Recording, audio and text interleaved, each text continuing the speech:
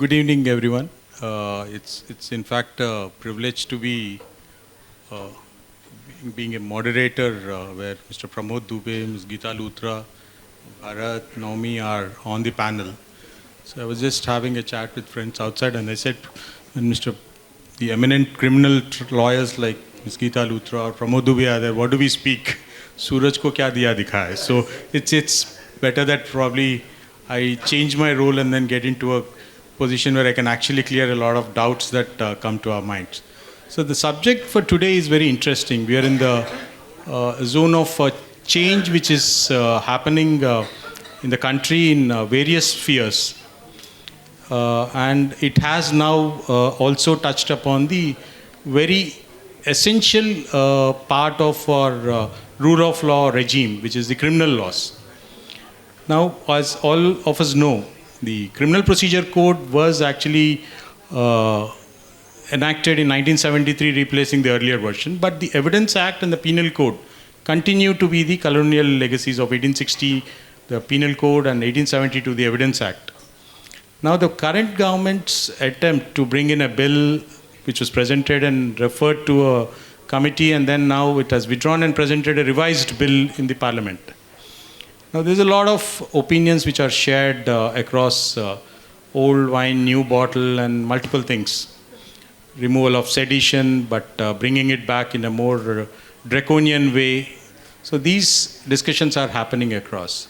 So to share my thoughts on it, I mean, when we have actually framed our constitution in 1950, we have used the template of the 1935 Government of India Act. So which is a precedent probably which was wise to take at that time, instead of actually jumping into a completely unknown territory by discarding the existing jurisprudence, case law, and understanding of crime, investigation, and evidence in our society. So this is a good transition where you actually are trying to retain the old and then bring in something new and enacting a fresh enactment which repeals the old code or the acts, as the case may be. So as your opening comments, Pramod sir, what do you think about the new laws since they are going to come in? First, thank you so much, Sridhar, coordinating the entire discussion. We have basically developed the habit of working in the old law. And the old law, we remember in the fingertips, this is the 302, that's a murder, and this is the 420, this is the itna. But the way the time is changing, the nature of the crime is changing, development in the society, development of the technology. So you need a change in the law. This is the demand of the day. No doubt this is the demand of the day. And you have to meet the global requirement. Because one side you are projecting to be a third superpower in the world. So you cannot confine yourself only to the economy. You have to be the third superpower with the help of all the organs of the government. You have to strengthen your law. Because you have to maintain, you have to develop the confidence in the investors, confidence in the company, the companies at the global level. And you need a stringent law. You have to balance the right of the people, right of the society. And this law is important and well thought. They should have not changed so many laws because you don't require. And even you find in the new law, they have incorporated the old law, but they have changed the section. That will create the problem. And the problem would be like, suppose you have the judgment, you have the special juries. Now you'll have to change the juries. You have to maintain the new library, maintain the new software. So many things is the extra burden. But you have to accept, you have to do all the exercise. And the way the technology is developing, I think it will not take much time. We'll adopt all these things. And we should basically start thinking in the change environment, and we should accept the change. Thank you so much, sir. I mean, when you were mentioning about having the sections on fingertips, when I saw the time for this panel, I mean, it was quite telling. Charbis. So I think this effort was required to destigmatize some time slot on numericals. So if I come to Naomi, what is your take as an opening observation? So to begin with, I think it's very encouraging that Sir is saying that with time we'll catch up. Frankly, my first thought was this, that, so I'm about 16 years, 17 years into the profession. My first thought was that just about when you're learning the rules, the rules of learning the game, the rules seem to be changing, you know. The other thing is that we have joked a lot about this one frivolous aspect of this change, which is changing the numbering of the sections. Apart from the general, this whole hassle of, referring and re-referring, the other important aspect is that when you have this so-called overhaul, you have to make sure that it is not in conflict with the settled jurisprudence. Because a lot of the sections and the laws which we are referring to already have a very robust jurisprudence in terms of, the judgments and the, so it's not only about the sections that we can make a table and, instead of 302, refer to whatever is the new section. But in terms of the application of law, for every section there are judgments and there are lines of judgments which follow. So if that then gets affected, because then are we expecting the courts to then sort of, or is it the purpose, what is the intention of these kind of changes, that, so that this robust jurisprudence that we already have, we are not able to refer to it any longer at some level. This is one preliminary thought that came to my mind. Yeah, thank you, Naomi, for those views. But here, let me just say something. We used to have the 1922 Income Tax Act, which was replaced by the 1961 Income Tax Act. We had the 1956 Companies Act, which got replaced by the 2013 Act. And I actually face the problem you're talking about.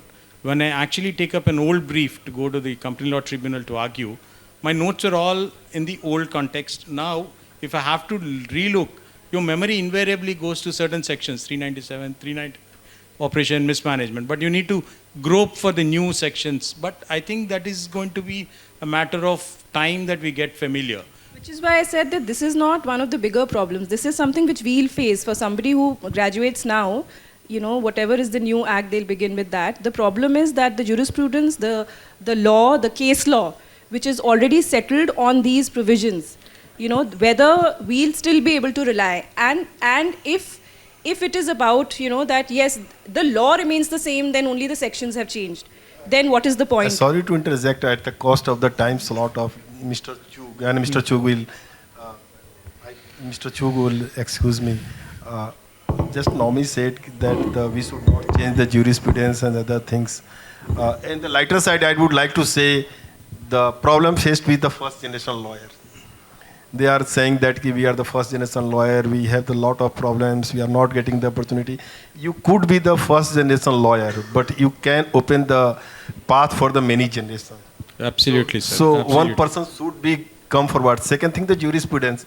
We are far away from the old jurisprudence, Ms. Chandra, because you remember we had the Krishnaiyer jurisprudence, we have Justice Bhagwati jurisprudence, Mr. R.S. Pathak, and we have Justice Dattu jurisprudence, the 2G, Justice Dalbir Bhandari's jurisprudence, anticipatory one, and no one is going to care. That's a juris. Now, every day you will find the new juris. There is a lot of changes in the nature of the crime and nature of the thought and the development of the society.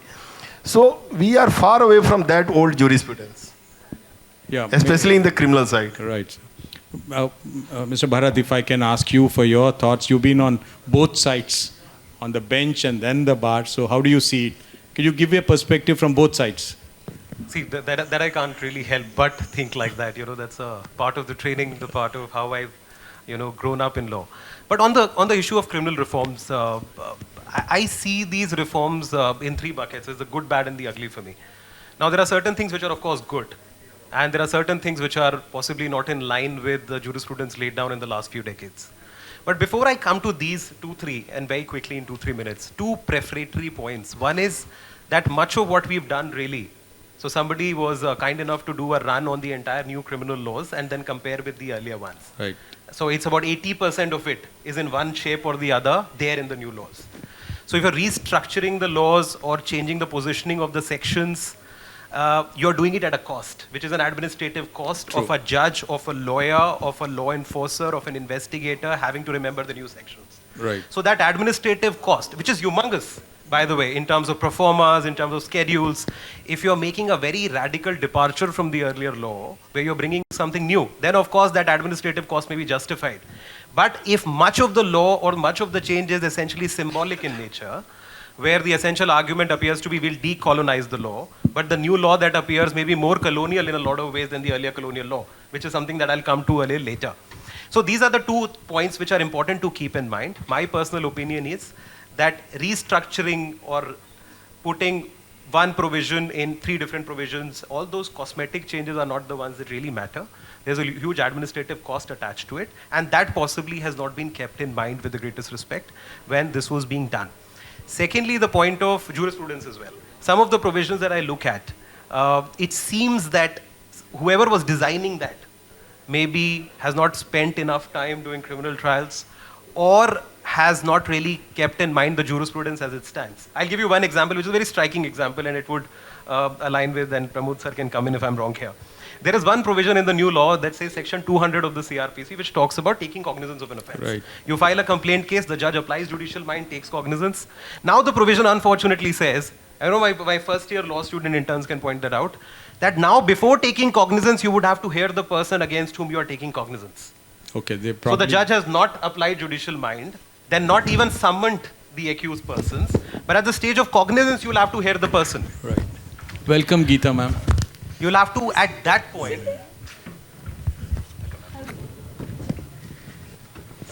so at the stage of taking cognizance, you'll have to hear the person, the prospective accused at that point. So some of the big problems. Now, another big issue that I see on the very face of it in these laws is an attempt to increase the period of police custody. Now, if you look at the amendments to the 167, now it's obviously under a different section. Now the new section says that for the entire 60-90 day period, you can take a 15-day police custody spread over that 60 or 90 days as the case may be. Whereas the law as it stood earlier was that only in the first 15 days you can take police custody or judicial custody, but there can be no police custody after the first 15 days. Right. So that permitted defense counsels such as us to go and argue in the court that the first 15 days are over. Now there cannot be a police custody, there cannot be custodial interrogation. Now that's itself a ground for bail. Now with this amendment, your police custody can be at the 75th day too. True. And the chances of somebody getting to secure bail at that point would become difficult. Now, it's not all dark or, I'm not a prophet of doom that way. There are certain things which are also good. I'll just point out 1 or 2 for it to be a balanced opinion. For instance, now victim gets recognized. So victim gets recognized as an important stakeholder, gets a copy of the charge sheet, gets an opportunity. Now that's important. Another important addition now is that the principle of preliminary inquiry has been codified. We were working with judge-made law in Lalita Kumari that, before registering a criminal case, sometimes you can do a preliminary inquiry to find out if this case is worth it or not, or whether it is so patently meritless that you don't have to do a preliminary inquiry. Now the law says that you can do a preliminary inquiry. Now, but again, the devil is in the details then again, because the law says you can do a preliminary inquiry only in cases which are punishable with less than 7 years. Now you've introduced something good, but you've not gone far enough with it. So only in offenses punishable with less than 7, you can do a preliminary inquiry with a view to see whether the case is meritless or not. Now the problem is 420 cases, for example, and this is where I'll stop. 420 cases are the ones where the criminal law gets to be abused the most. True. Patently civil transactions, commercial relationships having gone south are given the criminal color with a view to, settle scores or get a good settlement. That way, the local police station becomes the best court to enforce a specific performance of a contract. True. Unfortunately, that's the ground reality. And those are the cases which need a preliminary inquiry the most. And 420, and you can correct me if I'm wrong, 420 is punishable with up to 7, which may include 7.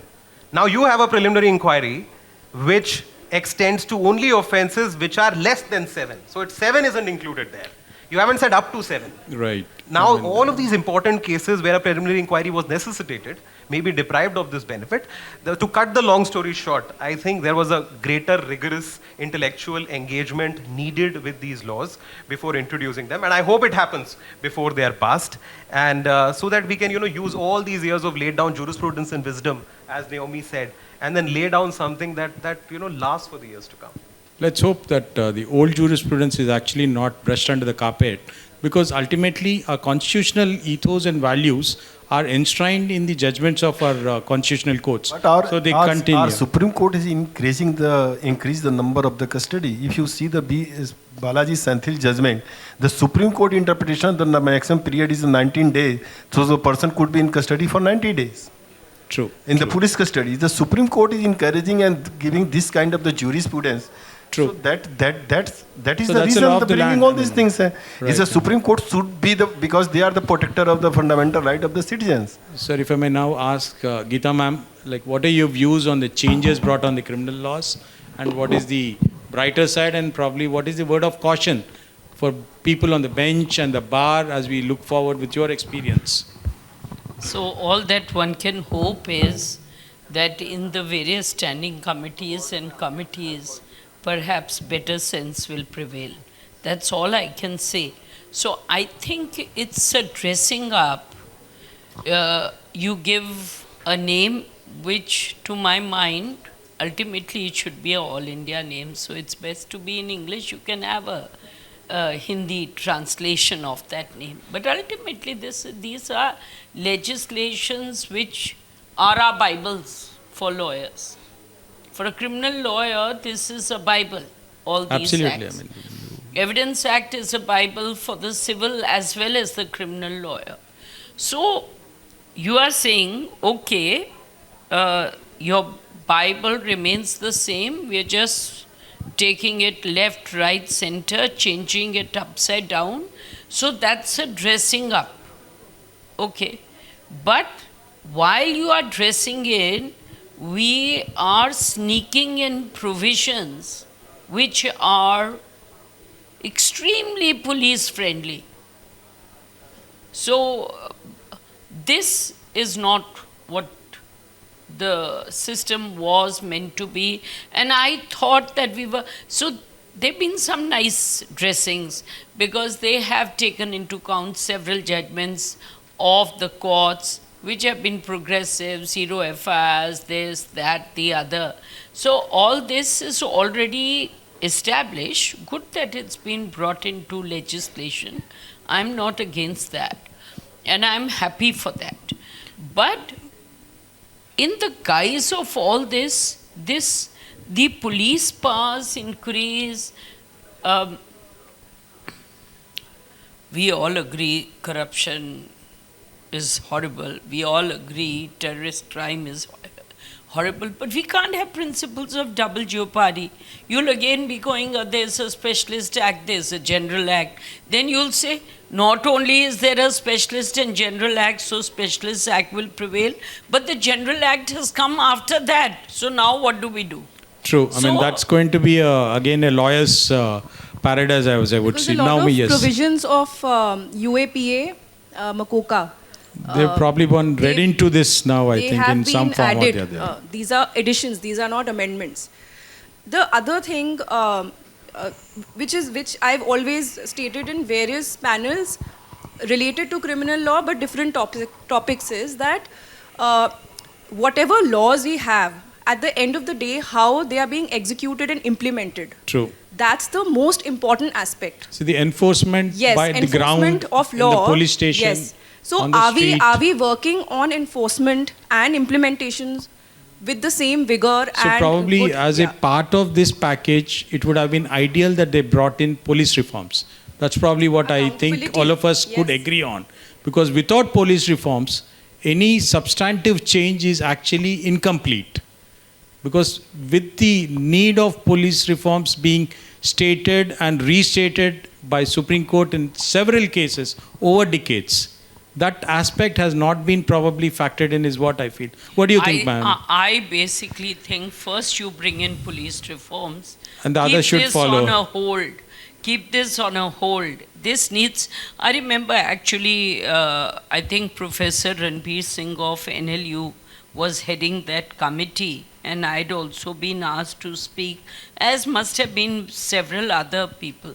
Now, being in an all India panel and just speaking for a few minutes or hours over something which somebody has taken years to draft and meticulously is not our way, is not the way that we can go.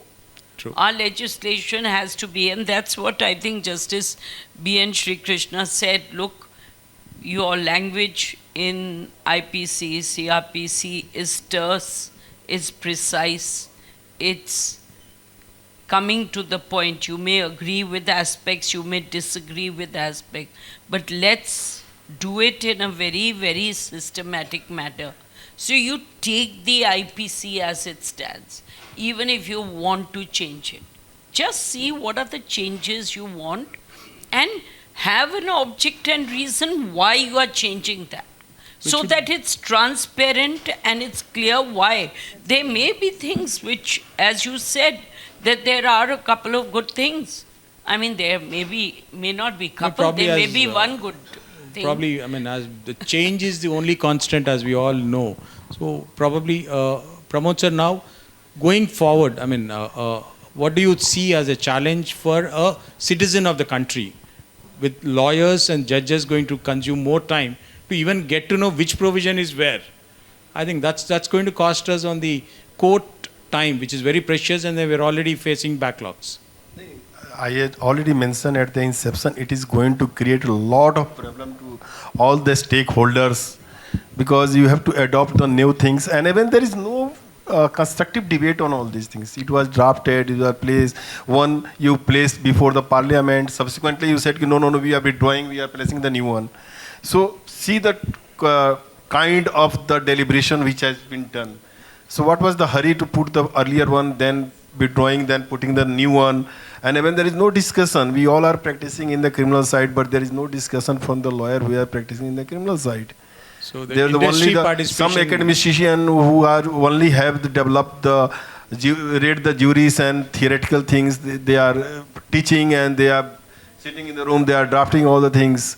So right, the Bharat has rightly pointed, given the example section 200. If earlier juris was that without the issuance of the summons and the service of the summons of the prospective accused does not have the right to address the court and come to the court. Now you are hearing the accused, so you are hearing the defense. After hearing the defense and you are rejecting the defense, then you are taking the conclusion. What is the purpose of the going to rigors of the trial? Absolutely. You have So already therefore, adjudicated the matter, the defense of the person. So what is the difference between the magistrate and preliminary inquiry, the police officer who is conducting the preliminary inquiry? Probably as a civil lawyer, I would look at it as introducing Order 711 into CRPC. So what do you say? Rejection of the plaintiff. Absolutely. I mean, it appears to be so. Yes, ma'am. So my thought on this is, each of the sections, I mean, say adultery, they've removed adultery. I'm very happy. But what is being mooted is that the standing committee is going to make it gender neutral and bring it in. Yeah. Now, similarly, 377. There may have been some good in it, apart from the consensual acts. Right. So we have, everything has to be looked, each section has to be debated at length. We can't have a round table where we say what laws according to you are good, bad or indifferent. And I say sedition should be abolished. And he says adultery should not be allowed to come in. People are talking that they'll bring it in again. No, it shouldn't be allowed. Somebody says 377 has to be cut down. No, that's not a conversation. That's not an intellectual debate where lawyers, judges, stakeholders, everyone participates. And now this victim issue, although I think I'm in this horrible minority where I say that victims can have a voice, and this is what Lord Denning said. He said, you give a person a voice when you see that you have a very powerful lobby that is trampling on their rights. And he said it in that thalidomide cases by the Times Group was reporting in favor of that pharma company. And he said this, and I think that's so well said. He said, in case like this, I would say a person has a right to file appeals. But see, somewhere, these are offenses against the state. And if you have somebody stand there and say, and be vituperative all the time, then you are not thinking, is this really an offense against the state, or are two private individuals fighting? So I have a lot of sympathy for the victim, but I think somewhere we have to take it with a pinch of salt, remembering that these are offenses against the state, and therefore there is a limited extent where there is manifest wrongdoing being done, or you find the public prosecutor is not really presenting the case properly.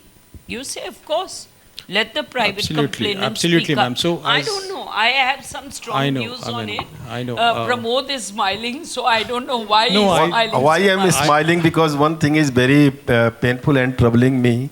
Whenever there is a judgment of the Supreme Court as taking down the provision unconstitutional, the legislature, they are trying their best to bring the same act, same word. So, And they are so adamant. Why you are so adamant? Why you are not deliberating? So, sir, I think like the parliament and the standing committees, we too are running short on time as to decide or agree or disagree or even debate the details of the complexities that have been brought about. So I guess it was a very thought-provoking panel that we had today, and then to discuss the concerns coming from the members of the bar as to what is the way forward, and then whether these kind of reforms should have been rushed through without probably making the stakeholders, which is the members of the bar, actively engaged in the discussion of various changes, is a question probably for the parliamentarians to contemplate and reflect on. Thank you very much for being on the panel. Thank you.